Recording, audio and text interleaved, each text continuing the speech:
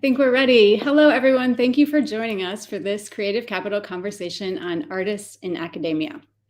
Before we start, I want to let you know that today's conversation is being live captioned. If you'd like to enable the captions, you can click the CC button at the bottom right section of your video window on YouTube. We're also providing captions through Stream Text. If you prefer to see the captions in a separate browser, Alex, our colleague from Creative Capital, who is with you in the YouTube chat today, will put the Stream Text link in the chat shortly. And I'd like to thank our captioner, Sherry, who is with us from Caption Access. And we also have our ASL interpreters, Lisa and Crystal from TRJ Bridges. My name is Krista Fabian DiCastro. I'm a member of the Artist Initiatives team at Creative Capital. My pronouns are she and hers. I am a white female, have long curly hair. I'm wearing a turquoise sweater today, and I'm sitting in front of a deep blue background. And I'm so pleased to be here with three incredible Creative Capital awardee artists for this conversation: Julia Christensen, Marcia Douglas, and Hasan Elahi. They will introduce themselves further a little bit later on, but now I'd like to give each of you a chance to briefly say hello, your pronouns, and a visual description. Let's go with Julia, then Hasan, and then Marcia. Hi, I'm Julia Christensen. My pronouns are she, her, hers. I am associate professor of media art at Oberlin College in the studio art department and chair of the studio art department. I am sitting in my studio. It's a little messy behind me. And I'm in Oberlin, Ohio, on the land of the Erie people. Thank you. Hey everybody, Hasan Elahi here. I am a 2006 Creative Capital grantee, and I'm speaking to you from Fairfax, Virginia, where I am the director of the School of Art here at George Mason University. And I'm here in my office. It's a white background with some institutional furniture in the background. I'm a brown person with a little bit of a scruffy beard and a bald head. Hi, everyone. I am Marcia Douglas, she, her. I am a professor of creative writing at University of Colorado Boulder, territory of the Arapaho, Cheyenne, and Ute Nations. And I am a Black woman with dreadlocks and glasses. Thanks, everyone. It's so great to have you here. For those of you who are not familiar, this is a program of Creative Capital. Creative Capital supports innovative and adventurous artists like Hasan, Marcia, and Julia across the country through funding, counsel, and career development services. As part of our mission to amplify artists' voices and provide tools and community for artists to thrive, we are pleased to offer these online workshops and conversations.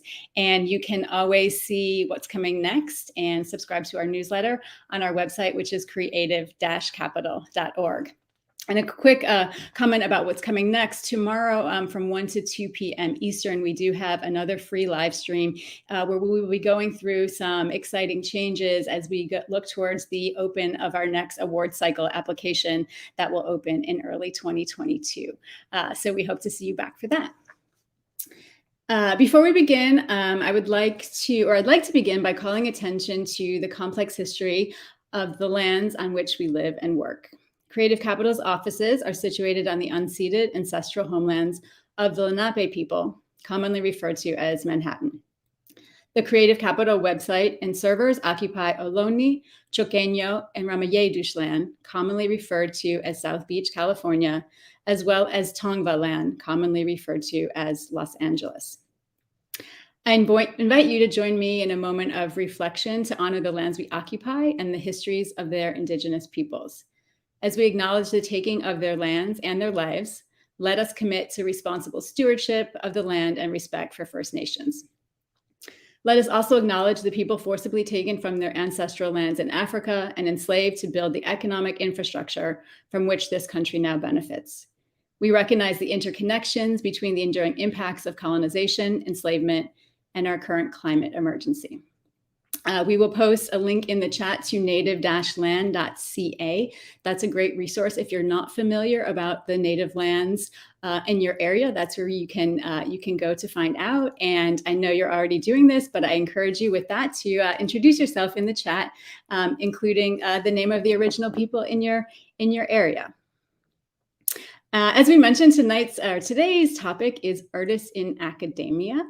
And again, this is, Julia Julia and I had a conversation earlier on, and we've been pulling this together for a little while. So we're pleased to finally be bringing this together, Julia, with Julia, Hasan, and Marcia. Julia will serve as both the participant and the moderator. We welcome your questions. We will filter them through so you can put them in the YouTube chat. And we'll filter them through to the panelists, and of course also use the chat to introduce yourselves and talk with each other and respond to the conversation. And this conversation will be recorded and available on our YouTube channel shortly after it ends. And it will also be emailed to those of you who registered in advance for the event, and available afterwards on the Creative Capital YouTube channel. So with that, I want to thank everyone for joining us. It's great to see you again. So much thanks to Julia, Hasan, and Marcia. And I will turn it over to Julia now. Great, thanks. Hello, everybody. On my screen and on the chat and elsewhere. We are excited to talk with you today about our lives as artists in academia. When Krista and I began talking about this panel, I was really interested in having a range of participants that have jobs at different kinds of universities and different kinds of departments. And I'm really excited that Marcia and Hasan are the people who could join us today. I am a professor of media art in a studio art department at a small liberal arts college in the Midwest. And I think as we get into our conversation, we can kind of talk about those contexts a little bit, because these things, life varies so much from institution to institution. So I think I'll stop there with my own introduction and pass it over to Hasan. Thank you, Julia. This is really wonderful because, I talk a lot about artists working in academia with creative capital artists. And you and I have had a lot of conversations over the years about this, and with the grantees, the new grantees, and so on. I think a significant number, maybe not a huge number, but certainly a significant number of creative capital artists are also full-time academics. And for us to be balancing this and juggling these back and forth, I think it's really important for us to have these kind of conversations a little bit, because this is a really cryptic system. And in many places, it's really opaque. So one of the things, I recently started a job, well, maybe recently, meaning 3 years ago, as director of the School of Art here in George Mason University. It's a massive school. The university has 40,000 students, but the art school itself has nearly, actually, we just hit 100 faculty and staff, and we have about 600 majors, but the bigger number is that we have about 8,000 students who take art and design classes every year here. So the scale of operations here is a really large one. So just to get a little bit of a perspective, we are in Metro Washington, D.C. So we're an urban campus, or we're a suburban campus in a very large urban metro area. And I'm going to pass this on to Marcia. I'm likewise pleased that we're having this conversation. In fact, I'm sitting here thinking to myself that maybe this sort of conversation would be a useful dialogue that we could actually have on each of our own campuses, just among artists of the various departments. So very important, crucial conversation. As I mentioned earlier, I am at the University of Colorado in Boulder. It's a pretty large university, and I teach in the English department, which is also a pretty large department, which services many students and courses. I teach more specifically in the creative writing program, and we have a creative writing track major, and my creative writing track is one track of the English major, and we also have a creative writing minor and an MFA program. Great. Yeah, I mean, it's so interesting to hear about, you know, these different departments that your jobs are embedded within in these different kinds of universities. And the second part of our panel today, I wanted to talk about cross-disciplinary understanding within academia, because I think for a lot of us, something that happens is you know, the art positions or the cross-disciplinary positions are created by the institution in these kind of strange spots between departments, or you know, maybe you're doing creative writing within an English department, or you're doing, you know, filmmaking within a creative writing department, etc. So I thought we could talk about that during the second part of our panel today. But the first sort of broad topic that we'll talk about is why academia? Why do this at all? What is the value of negotiating and sort of attempting to, people say balance, but I think balance is not the right word. It's not exactly balancing art and academia. It's somehow fitting it together like a crazy puzzle with ever-changing pieces. So we'll talk about why academia, and then we'll talk about cross-disciplinary understanding within academia and how we sort of advocate for ourselves as makers. And then third, we'll talk about this elusive balance in art and academia. So to begin, our first kind of question for the group is, as an artist, why do you choose to work in academia? We know the challenges. What are the benefits? Marcia, would you like to start? Yeah, thanks, Julia. That's a great question. You know, if I think back to the very beginning of my journey, after finishing my PhD work, and I remember one of my mentors saying to me, Marcia, there are two kinds of writers in the world. You know, those who go the path of academia and those who don't. And it's a simple distinction, but it makes a difference as to how your life and career as a writer will be shaped. And, you know, I decided to take the academic path for a number of reasons. It felt like a natural path for me to take, first of all. And I thought to myself that it might be a way for me to have community with some kindred writers, and to have leagues who might have some similar goals and aspirations similar to mine. And also, you know, I am a product of great mentors, and I understand the importance of mentoring. And I thought to myself that it would be meaningful too for me as a writer to also mentor other writers. So those were two of the main factors which shuffled me into that direction. And the other thing that I would have to say too is that, you know, at that early point in my life, I had spent so much time as a student that campus was what I knew, you know, and it was my environment, you know, for better or for worse, both the good, the bad, and the ugly. I stood that, you know, that environment, and so I sit there, and here I am. Great. Yeah, Hasan, what about you? You know, it's kind of interesting, Marcia. You were mentioning how, you know, as a student, you spent so much time in this context. I never left school. Actually, well, technically, I just dropped out of high school. I just never went back to high school, and then I started going to college, and I just have never left the academic system. And I just kept switching roles. and I kept switching from one thing to the other.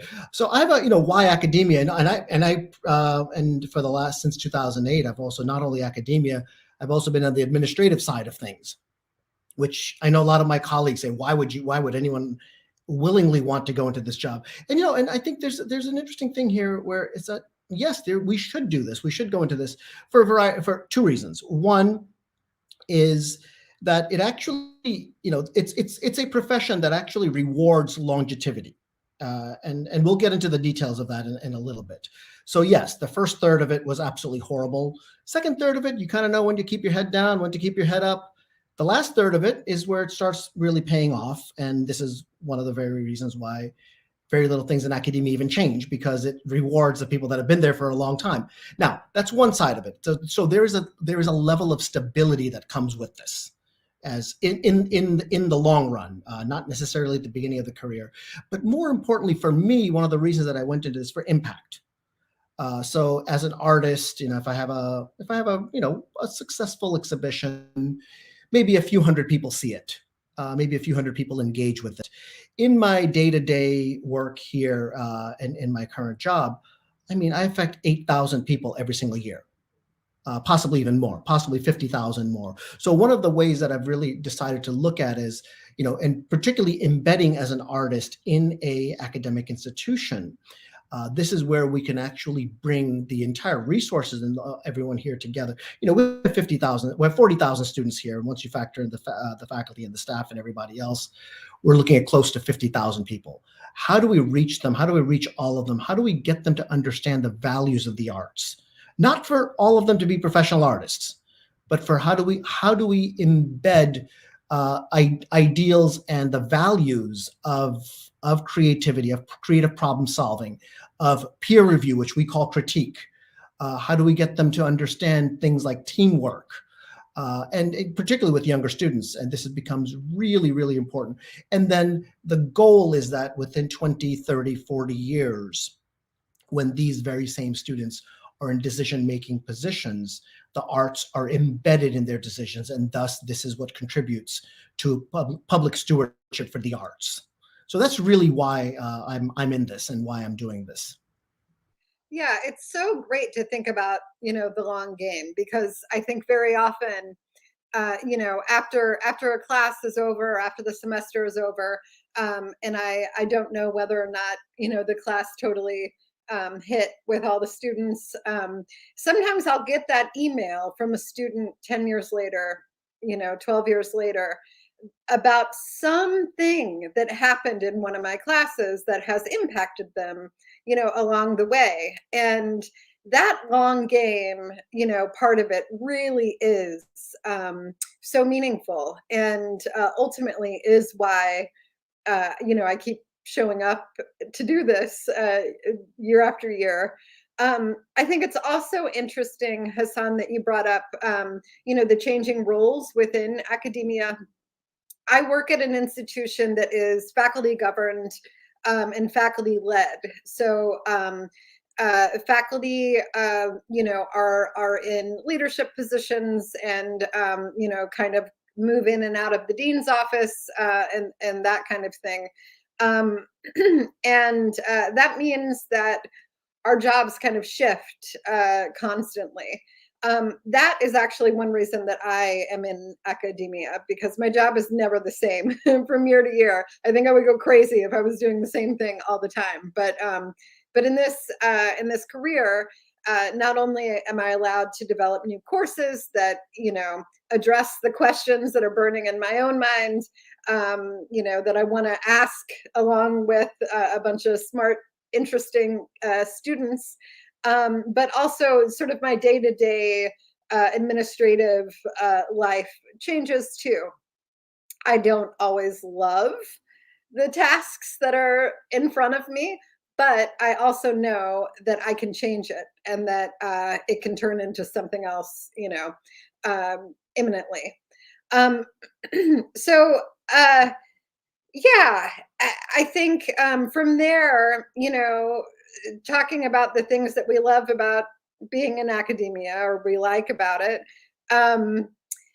what advice do we have for people who are interested in getting into academia?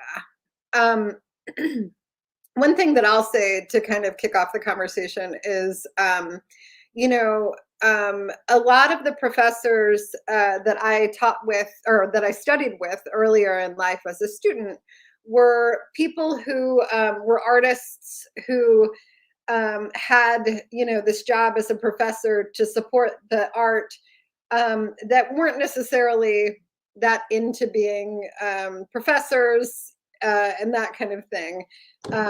Maybe a generational sort of moment, because now I feel like it's a lot harder to swing that kind of dynamic with academia. I feel like most people that I know who are committing to, you know, academia and really want to be a part of this sort of industry are interested in teaching and are interested in the academic world, in conversation with the art world and that kind of thing.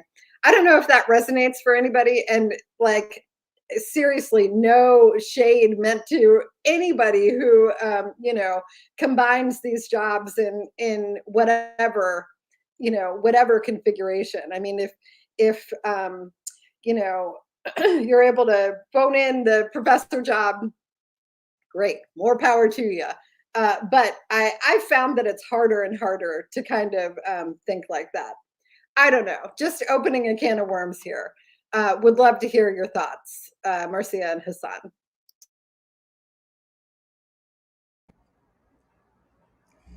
Well, I think you're right. You know, if I'm understanding you correctly, what you're saying is that our jobs as professors entail so much, and they're so multifaceted. Depending on who you are, I think that can be a blessing or a curse.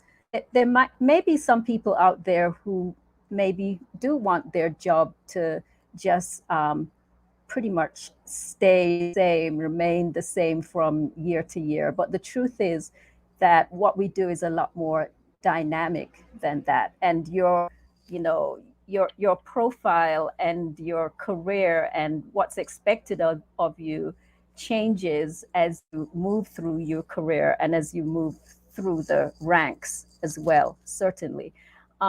I do think I found personally that is an opportunity for a lot of growth, personal growth and development. It can be challenging, but you rise to the occasion. And I found myself learning and taking on and doing so many things that I would not have imagined in the beginning. And so that is actually very dynamic and exciting space to dwelling. Again, it can bring up some challenges as well on the flip side too, because you do need to learn quickly at times, and you do need to learn new skills with regards to time management as well. If I think back to when I first began as a junior faculty, um, you know, at that stage of your career, your service might be a lot less. Um, and as I've moved through the ranks and become full professor, I feel as if sometimes I'm doing as much service as I am teaching, actually. And so that's another way in which my life has changed, and it has called for a different sort of juggling of time and a different sort of navigation of what my day looks like, and just how I handle my affairs. Yeah, totally. I think that really resonates with me. And you know, I was just thinking as you were talking about the challenges and the time management, and you know, when I was opening up there, the way I phrased that may have seemed slightly controversial or strange, but I think what I was trying to get at is this idea that because being a professor and being an artist are both jobs that are all consuming in so many ways. As artists, a lot of the time we sort of pit them against each other as like, we can't do the art because we're working on this, and we can't do the, somehow the jobs wind up feeling in opposition to each other. And I find that things sort of flow a lot better for me if I can think of them as both generative spaces that I want to be in. I've made the decision, and it's not a default or something like that. And as you're saying, learning new things all the time is part of how it's generative for me, and how my academic life feeds my artistic life, and vice versa. What about you, Hasan?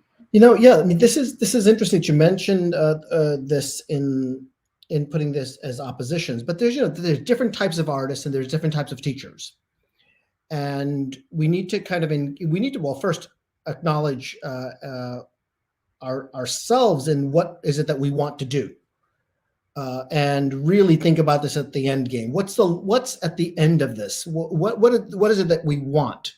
Do we want this just a temporary fix? Do we want this as a permanent career? Because it's not just the act of being an artist with an academic work, because most universities still today, the vast majority of our jobs are geographically specific. And if the geography is going to be somewhat in opposition to the work, I mean, there's only certain types of work and certain types of art opportunities. If you make really, for example, if you make desert earthworks, moving to the middle of a city is probably not the best, most conducive thing for your art practice in that way. I mean, I'm just using that as a random example.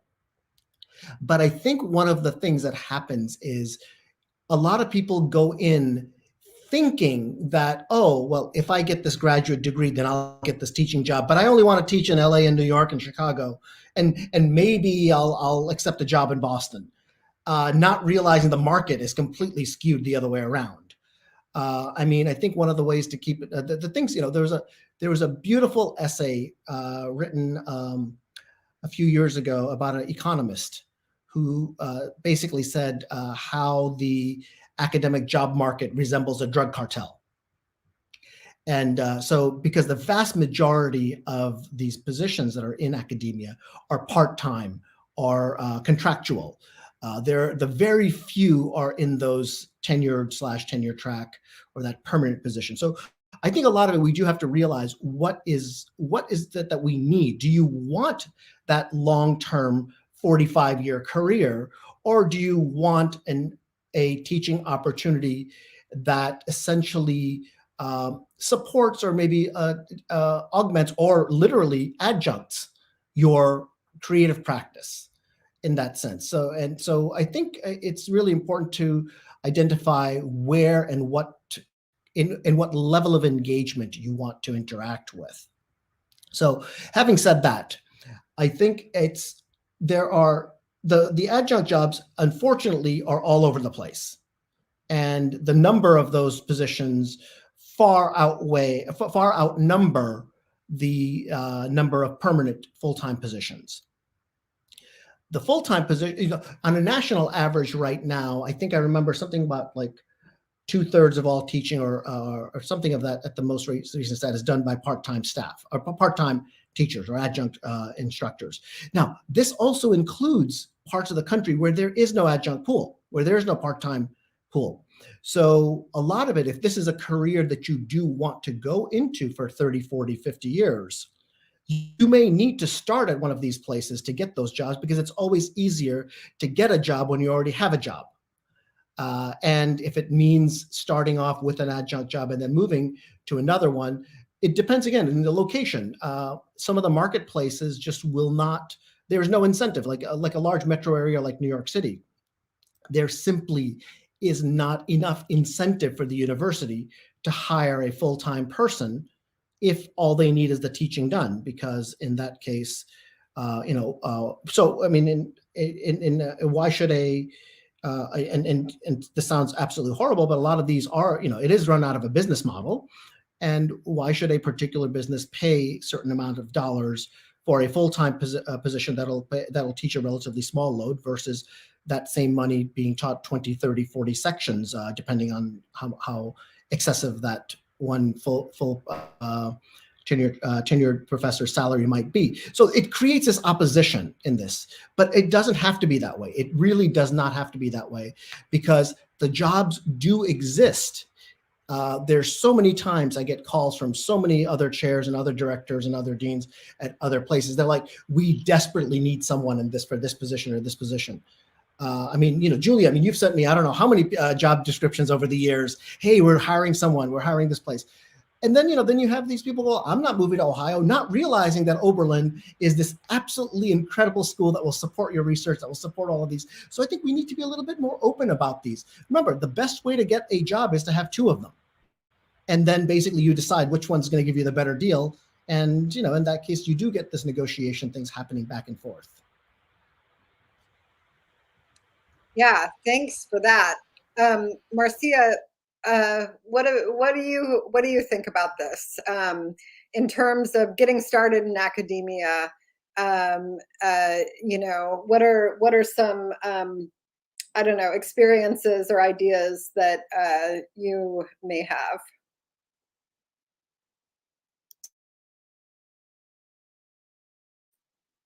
Marcia, can you hear us? Yeah, I can hear you. The video it's getting a little bit weird. I don't know why, but yeah, the work that I do as a writer, I feel that it's very, very portable, and I could technically do it anywhere. But what's important for me is community, and that's the aspect that can change, as one might potentially move from university to university. And community is very important and central. It can color your whole experience in the classroom, or what you have to offer, what's required of you, how meaningful the experience is. So there's the classroom community. There's also the community of your colleagues, and also the wider community of the campus, the university, and also the setting in which that is located. So those are the elements which shift as one moves from one institution to the other, I feel. In my first job at the University of North Carolina, Raleigh, I worked for the most part with first generation college students, and that was a different sort of teaching experience, and a different sort of exchange I felt in the classroom, as with one writer to another, because I'm a first gen myself. And here at the University of Colorado, the first gen population is a lot more limited, and so it's a different sort of experience. Yeah.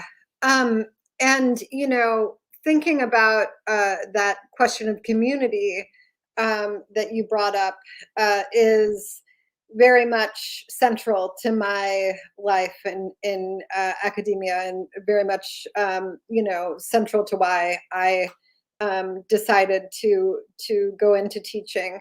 And this kind of bridges into our next sort of conversation about cross-disciplinary understandings across academia, because part of like getting a job in academia and then going under review all the time and that kind of thing means that we have to share our work to people who are not necessarily artists frequently. I can't believe how much time in academia I spend actually explaining what the artistic process kind of looks like, and talking about my work, to people, to colleagues across campus. Maybe we can talk a little bit about how we negotiate for ourselves within academic culture that isn't necessarily built for us, and how we, represent ourselves and the work of our students and our colleagues across campus, and that kind of thing. Yeah, Hasan. Yeah, this is it's so one of the things is, yes, sometimes it's very easy to feel that you're isolated here and you're on your own, and because as an artist, and on the other hand, there is an expert in everything, at least at my university, which is this absolutely ginormous big research university. There is a expert in you name it. They exist here. I mean, we have people with Nobel Prizes. We have people like you.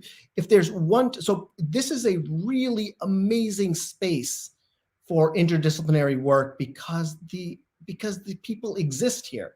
Now, I think one of the things, and I get this even myself, is when I tell people I work at the School of Art, they just like, well, are you a painter? Like, there's a very traditional definition of what we as artists do among non-artists. And similarly, we have that same bias, I think, to the rest of the university, to think that, the guy that teaches in physics here, the guy that runs the physics department, he actually runs an art center in Washington, D.C. And if you just only approached him from the perspective of the physics department, you would never know that. And the thing is, I think the interdisciplinarity interests are not just the domain of the arts. And I think, you have a lot of really smart people who have a lot of exposure and a lot of different perspectives. And they're here. There's thousands of them here. So it's been really great. I mean, so one of the things that we've been really good at, particularly in the interdisciplinarity of it, is identifying faculty who are not in the School of Art, but who have interests. So for example, we have an affiliate faculty member who teaches in the College of Science. His interest is in wetlands preservation, but he's also very interested in eco-art. He's interested in looking at this relationship between art and ecology. So he's been a great advisor to us. Similarly, I have an affiliate appointment at the Jimmy and Rosalind Carter School for Peace and Conflict Resolution. You normally wouldn't expect an artist to be in that type of a situation, but there's a PhD student there working on a dissertation that involves peace building through the arts. So all of these bridges are available, and it's really exciting to see how they can be leveraged, because all of us, we get kind of bogged down in our day-to-day work. So this is the exciting stuff, being able to connect various things, and the people are here, the experts are here, the interests are here, because a lot of it, the center of it is always going to be pretty much at the center, but it's the stuff on the fringes, the stuff at the edges that barely passes for our disciplines, that are actually pushing the boundaries of our own disciplines. And that space on the edge, I think the academic structure really encourages that. It really encourages that, because that's where the forefront of this is. Yeah, totally. And I find that that's where my students kind of dwell. My students, they don't come to the institution with the same sort of, silos that the institution kind of sees. And so my students are super fluid, and I too have had joint appointments. My original appointment at Oberlin was between the electronic music department and the conservatory and the studio art department in the college. And I was also on the environmental studies program committee.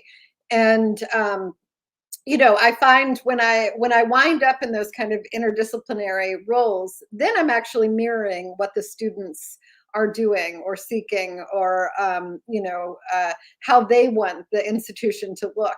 And sometimes I think the institution is, just way slower to change, for some of the reasons that you mentioned earlier, Hasan, about longevity. It's all about longevity, which makes it the long game. Change is the long game too. Yeah. But I think that, these small sort of, or not small, but these daily interdisciplinary interactions that we undertake in our lives as professors, this is how we change the institution. Actually, I want to add just one quick little thing on that thing. So us working as artists, we're creative problem solvers, and the problems that we are faced are not necessarily discipline specific. And particularly when you look at a lot of creative capital artists, we barely pass for, many of us barely pass in the traditional definition of arts. If you were to really, like Julia, you're building spaceships as an artist. It's not something, again, we generally tend to think of artists doing. So we work in a space that is inherently interdisciplinary. And unfortunately, the teaching of that is a little behind. And sometimes some of our teaching is borrowed from a model of the early 1900s, and sometimes the early 1800s in many cases. So yes, things are changing. Institutions by definition are slow to change, but as we're seeing a change of us, many of us, us on this call, many of us would not be at our own universities 50 years ago, or even 5 years ago in some cases. So the fact that we're here, we're actually helping change the field. And I think it's really important, particularly for people who are on the fringe, whether by their practice, whether they by their identity, whether by their ideology. This is needed. We need you in this field. We need you to come into this. Yeah, totally.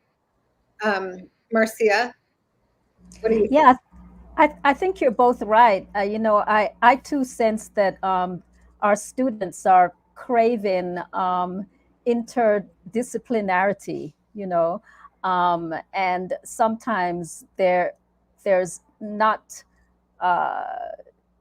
always the right structure out there available for that to happen. And so we have to sort of invent and try to make it happen as we go along. I'm thinking of what you had to say, Hasan, about just the classes and the old models which are in place that we have to somehow tweak and mold and work against in various ways. But that's definitely the direction that things are going now and for the future. And in my own work, some of my more gratifying experiences have been work that I've done in an interdisciplinary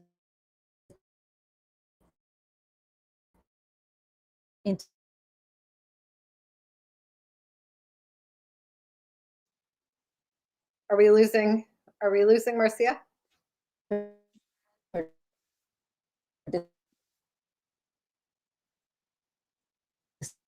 Disciplinary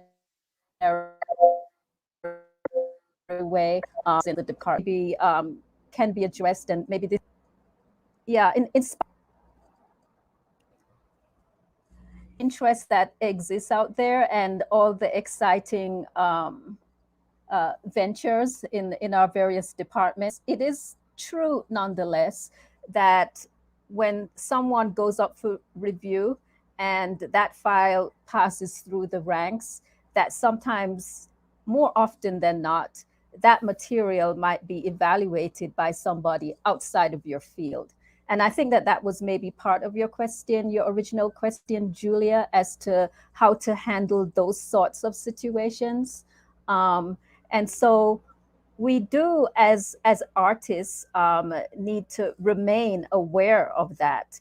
And in preparing those sorts of documents and review materials, we do have to be very careful to not assume that somebody understands the importance of a certain venue or a particular press or a certain award and grant, and that those things are explained and addressed properly, so that our our work and value is better understood. Yeah, totally. Thanks, for all of that. We're starting to get some questions here pop up in the chat, and they're mostly all about the sort of broad topic that we have in the last part of the conversation here today about art and academia and balance. And I usually joke that balance is not the right word because it's not, necessarily balance.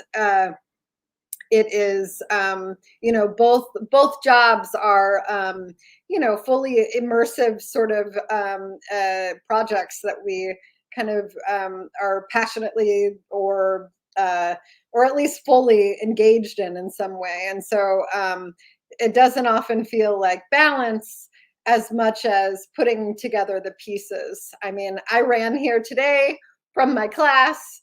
And, I have 2 kids that are small and projects going all the time. And I've found in my life that I accept that all of these things are parts of my life. And I used to strive to give them each kind of equal time, or give the practice the most time, and try to push the other things into the corners, or give my family the most time, etc. But I've realized that for me, it's easier if I can just be dynamic about this. And some weeks, months, semesters, I realize, okay, this semester is going to be a lot of service for me at the college, and I have to plan appropriately. Or I think, okay, this semester is going to be a lot of, I've got major projects lined up, and I'm just going to have to make that central. And if I can be fluid with that and allow my sort of rhythms to shift, it is a lot easier for me to put together the puzzle. Because as we've been saying, like, the job just doesn't stay the same, nor does the art practice, right? I mean, it's like sometimes we're in a period of R&D, and sometimes we're in a period of, executing a project or traveling or whatever. And so the more I can remain dynamic and flexible, the better. Of course, that takes its own well of energy to do.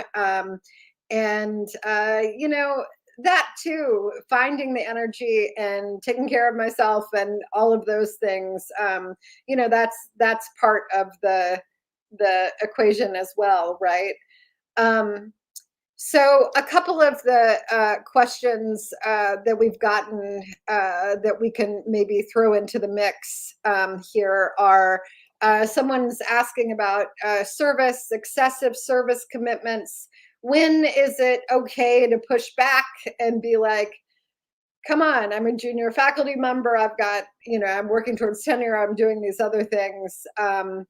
And when do you embrace it and say, okay, I can do this, and it's generative for me. Sometimes if you pick your battles, some of these service commitments can actually be fulfilling and generative. Some of them might not be, and maybe there's a way to sort of, weigh those things and talk to leadership about those questions. So we can talk about service commitments.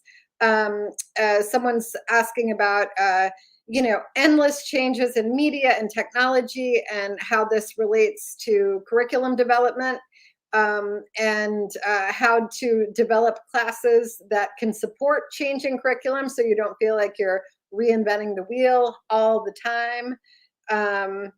And also, the practice. So do you guys find a way to kind of practice every day, or Do you have ebbs and flows with the practice, and that kind of thing? So there's a bunch of questions to throw into the pot. I'd love to hear thoughts. Marcia, you want to start? Sure, I can talk about practice. I certainly have ebbs and flows,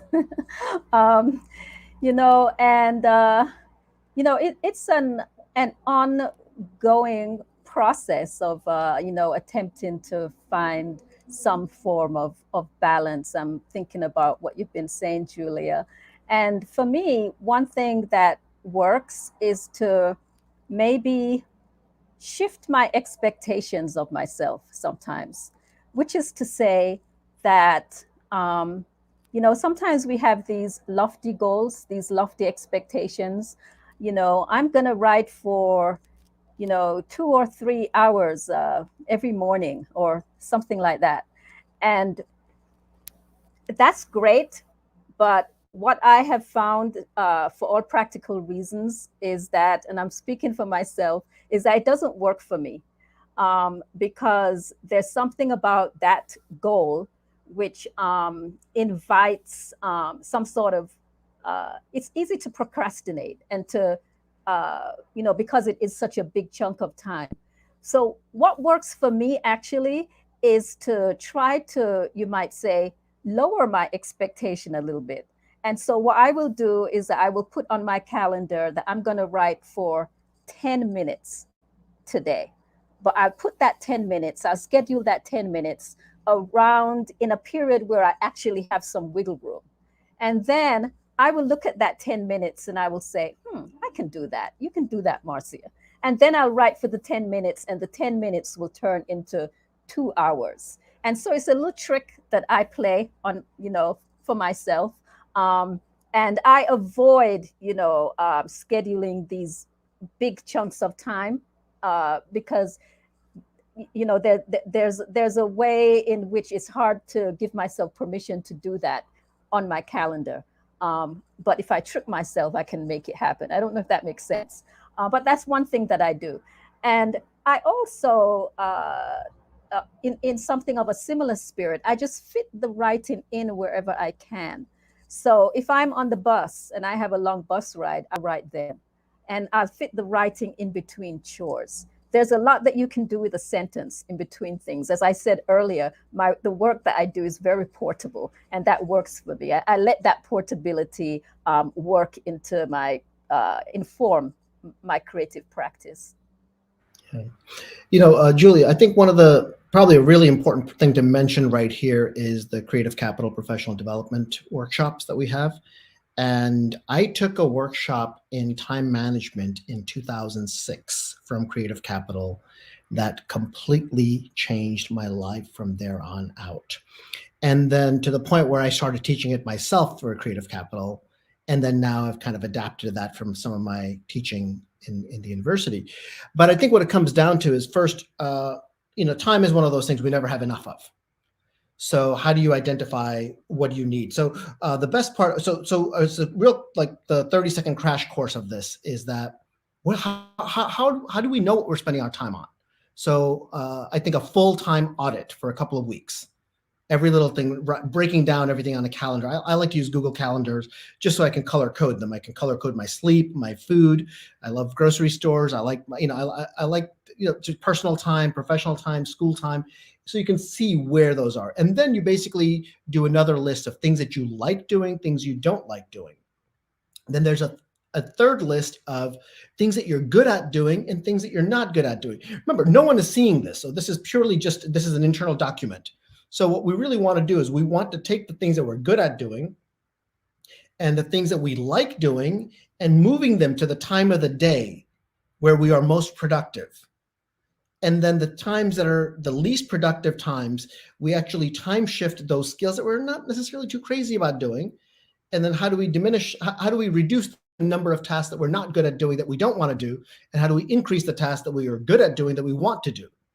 And then moving them in the time of the day. So I think identifying what are peak creative times and not, you know, for a lack of a better word, wasting them on tasks that should not take up that creative time I think it's really important to be protective of your time.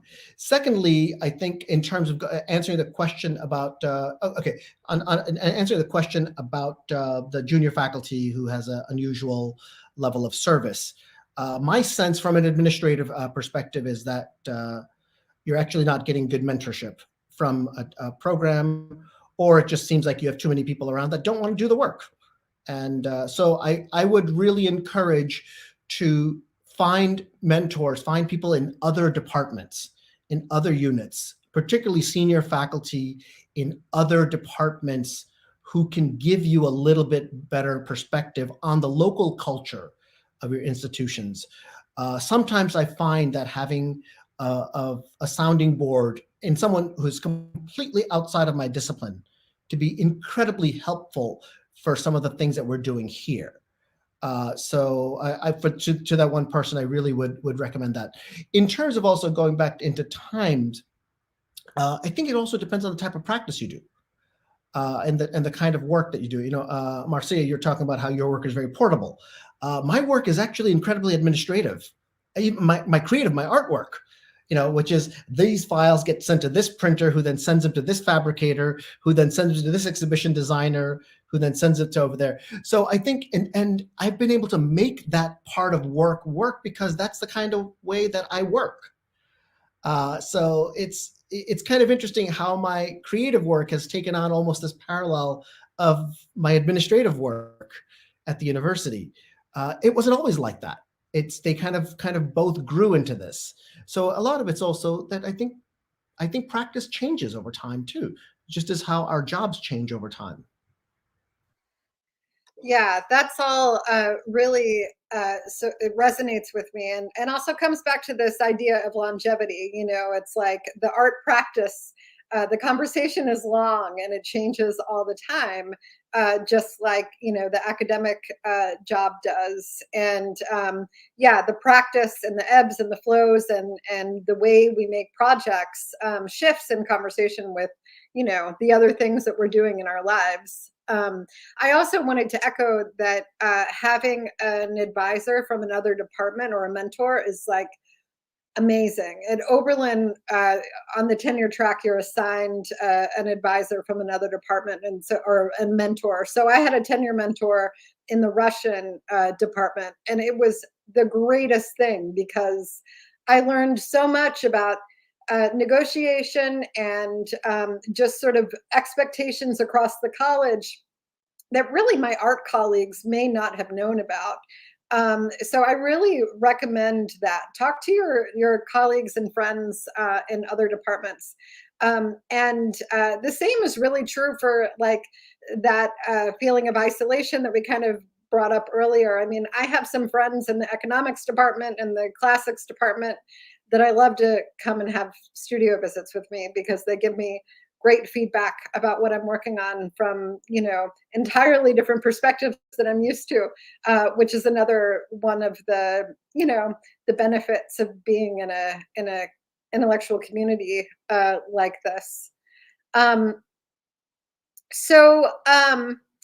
There's always so much to talk about, and I feel like we've barely scratched the surface, but we are already at our 1 hour mark. We've talked about having, you know, more of these conversations, and so keep your eye out for more conversations about art and academia. And here's Krista to wrap up the show. Thank you so much, everyone, for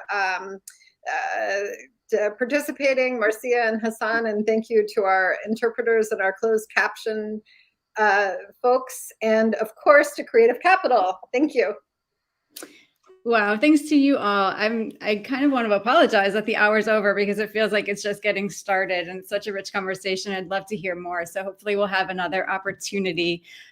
Given all of your time commitments, we appreciate so much, Marcia and Hasan and Julia, that you took out an hour to share back with other artists and those of you listening on this super interesting topic. So thank you. Thanks to all of you who are watching, and we hope to see you again. We're going to place in the YouTube chat It is a 2-question survey. It will not take you more than 2 minutes, but we'd really, really like to get your feedback. It's the one way we can get feedback on these kind of programs, what you'd like to hear about, and how we can keep, providing interesting conversations that are relevant to all of the artists out there listening. So thank you so much for joining us, and we'll see you next time.